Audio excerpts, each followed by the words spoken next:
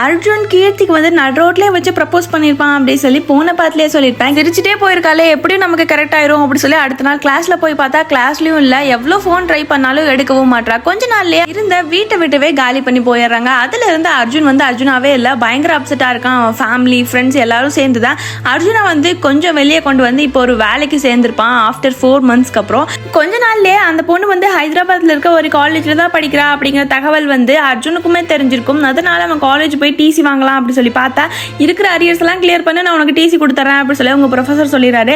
அதனால ஹீரோவும் கஷ்டப்பட்டு பயங்கரமா படின்னு படிச்சு எல்லா எக்ஸாமையும் ஒரே அட்டெம்ப்ட்ல வந்து கிளியர் பண்ணி அவங்க கிட்ட இருந்து டிசியும் வாங்கிட்டு செம குஷியா வந்து ஹைதராபாத்துக்குமே போறான். போன நாளே கீர்த்தியும் பார்த்துறான்.